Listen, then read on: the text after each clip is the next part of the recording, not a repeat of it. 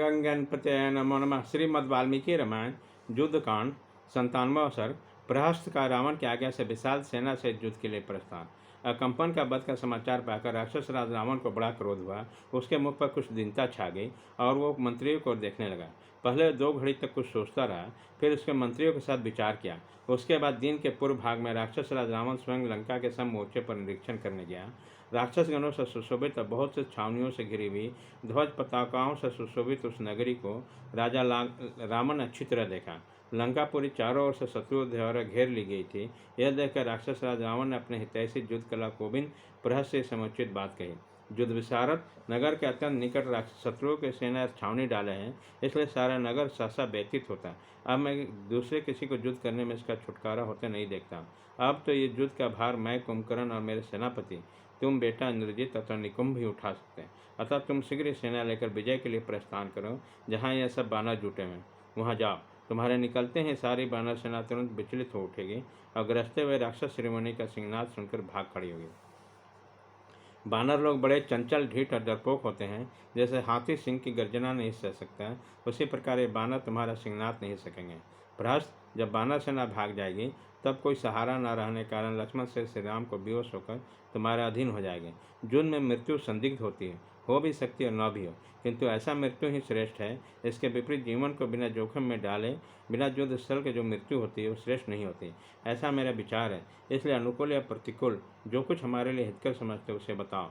रावण कैसा कहने पर सेनापति प्रहस्त ने उससे राक्षस राज के समक्ष उस तरह विचार व्यक्त किया जैसे शुक्रचार्य असुरराज बलि को अपनी सलाह दिया। उसने कहा, राजन, हम लोगों ने कुशल मंत्रियों के साथ पहले भी इस विषय पर विचार किया है। उन दिनों एक दूसरे के मत की आलोचना करने से हम लोगों में विवाद खड़ा हो गया, इसलिए सर्वसम्मति से किसी एक निर्णय पर नहीं पहुंच गए। मेरा पहले से ही निश्चय रहा कि सीता जी को लौटा देने से हम लोग का कल्याण होगा और न लौटाने पर युद्ध अवश्य होगा। उन निश्चय के अनुसार ही आज हमें युद्ध का संकट दिखाई दे रहा है, परंतु अपने दान, मान और विविध संतावना के द्वारा समय समय पर सदा मेरा सत्कार किया है। फिर मैं आपका हित साधन क्यों नहीं करूँगा अथवा आपके हित के लिए कौन सा कार्य नहीं कर सकूँगा। मुझे अपने जीवन, स्त्री, पुत्र और धन आदि की रक्षा नहीं करनी है। इन्हीं की रक्षा के लिए मुझे कोई चिंता नहीं है।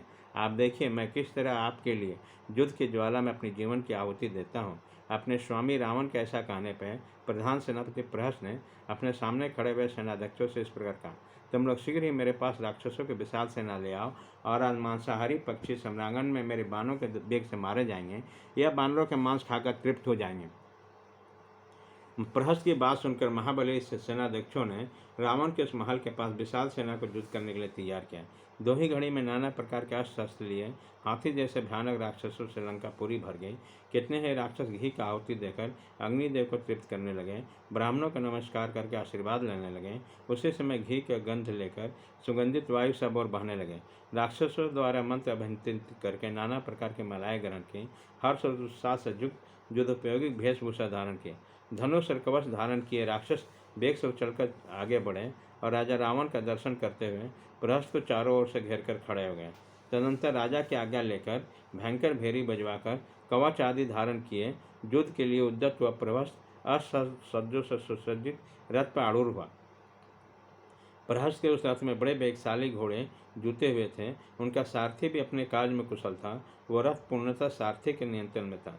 उसके चलने पर महान मेघों की गर्जना के समान घर घर ध्वनि होती थी। वह रथ साक्षात चंद्रमा और सूर्य के समान प्रकाशमान था। सर्पाकार या सर्पचित ध्वज के कारण वो दर्दस प्रतीत होता था। उस रथ की रक्षा के लिए जो कवच था वो बहुत ही सुंदर दिखाई देता था। उसके सारे अंग सुंदर थे। उसमें अच्छी अच्छी सामग्रियाँ रखी गई थी। उस रथ में सोने की जाली लगी थी। वो अपनी कांति से हंसता सा प्रतीत होता था, अर्थात दूसरे कांतिहीन पदार्थों का उपहास कर रहा था।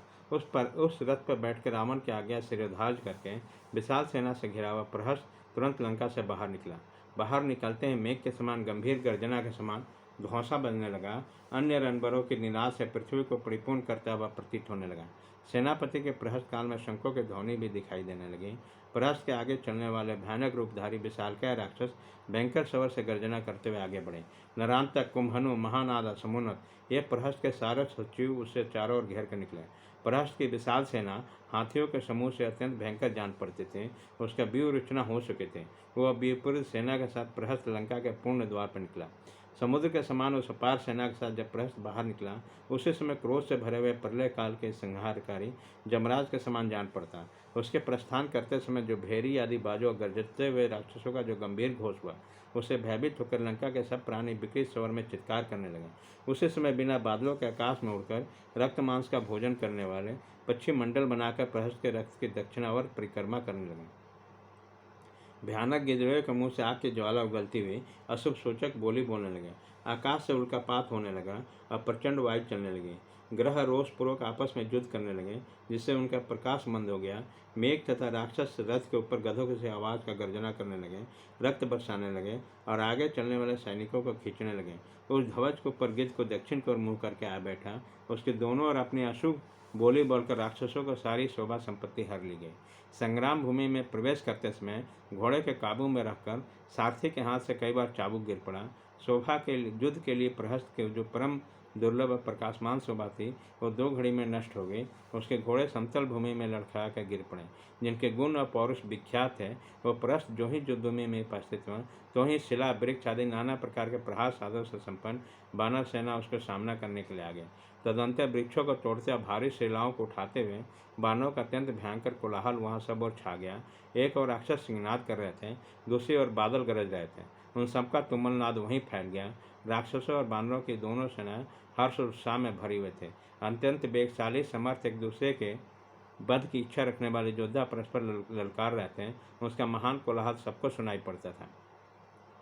उसी समय दुर्वधि प्रहस्त विजय के अभिलाषी बानरराज सुग्रीव की सेना की ओर बढ़ा। जैसे पतंग मरने के लिए आग पर टूट पड़ता है, उसी प्रकार वो बढ़े हुए वेग उस बानर सेना में घुसने की चेष्टा करने लगे। इसी प्रकार वाल्मीकि निर्मित आस रामायण आदि काम युद्ध कांड में 97वां सर्ग पूरा हुआ।